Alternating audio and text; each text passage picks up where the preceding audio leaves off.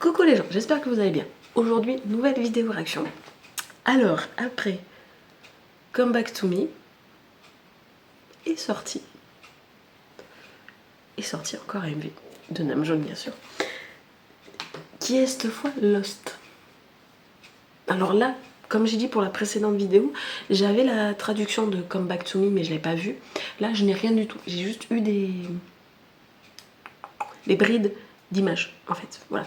Donc, je n'ai que des brides d'images de Lost en fait. Voilà. Voilà, je m'attends à tout et n'importe quoi. Voilà, clairement, on va se dire ça, puisque vu que pour Come Back to Me, je ne m'attendais absolument pas à ça. Je m'attendais pas à ce qu'il chante, je m'attendais à ce qu'il rappe. Je m'attendais pas à ce que ça me fasse cet effet-là non plus. Donc là, je ne m'attends à rien. Je m'attends à tout et n'importe quoi en fait. C'est-à-dire que voilà, c'est impressionnant. Hein, je crois que lui, et je crois que c'est Jungkook, je crois, que je vous avais dit que j'avais un peu cette sensation-là. Je m'attends presque à rien en fait, parce qu'il m'a tellement scotché le MV d'avant que je m'attends à tout et n'importe quoi en fait. Voilà. Donc, on va voir ce que ça donne. C'est Lost.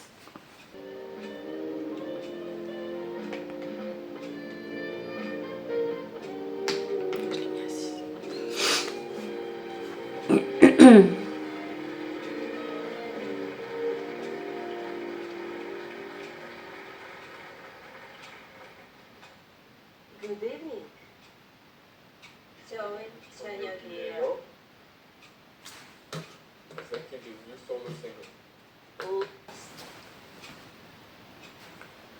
저는 이 노래도 너무 좋아요.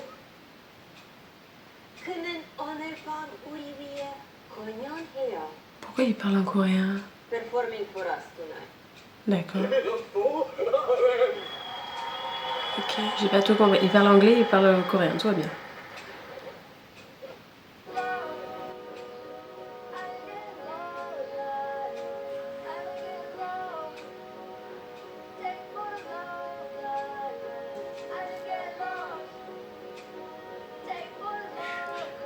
Il a pris des trucs, c'est pas possible.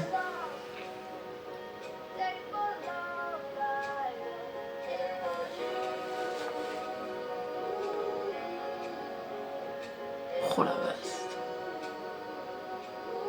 Oh là là, c'est trop psychédélique pour moi là. Pardon?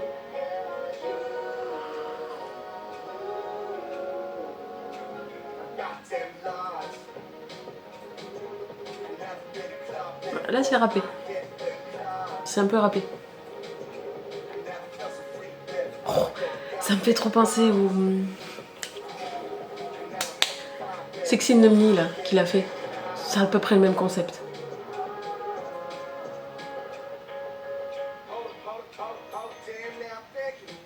Là on va chanter.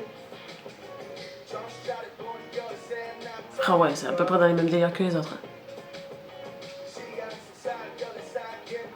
Ça aussi c'est une référence à un artiste américain, mais je ne sais plus comment il s'appelle. Je suis désolée, j'ai paumé le nom.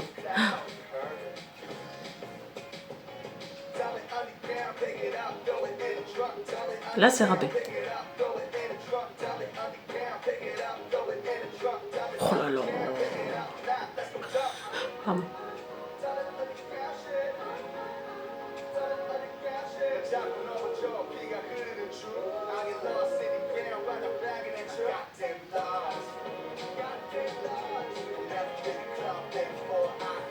La vache. C'est hyper psychédélique là les gens quand même. C'est hyper. Par contre la qualité d'image est ouf. Hein. Mais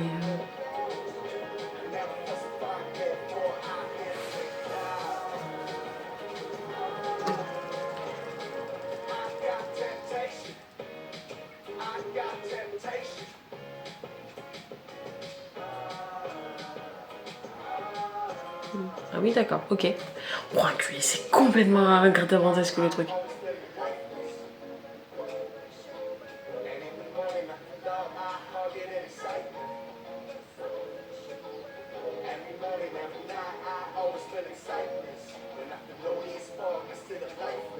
Ah, ça me fait penser à un artiste américain, je ne sais plus comment il s'appelle. Faut que je trouve la ref. Mais c'est exactement ça. Et en fait, t'arrives pas à sortir de là. Où t'es en fait. Ouais, lui, non mais n'importe quoi. Là, il fait n'importe quoi.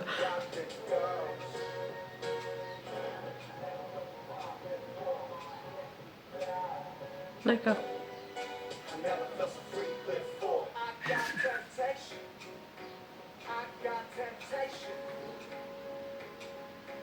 Oh là là.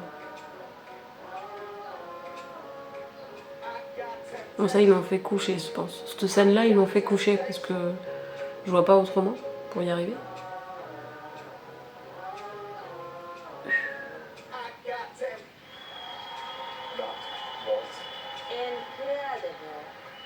Lost is out everywhere. Give it up for RM. Ah, je suis d'accord, j'ai pas tout compris non plus.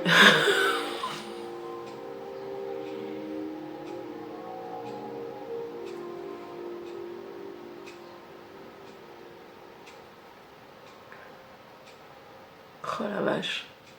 Mais c'est hyper particulier.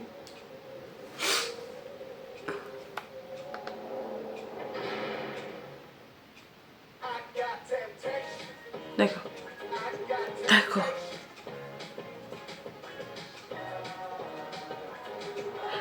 Et là, il y a comme si c'était un film.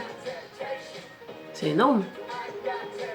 La fin est énorme parce que la fin, on a tous les gens qui ont participé au MV comme si c'était un court métrage. D'accord. Oui. C'est parti qu'on l'ait. Pardon.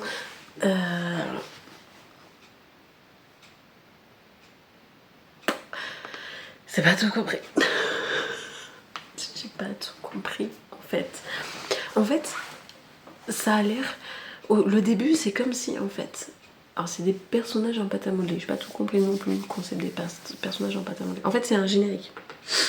En fait, tout le MV est fait sur un show en fait avec un générique. Un générique des présentateurs qui parlent à la fois coréen et anglais.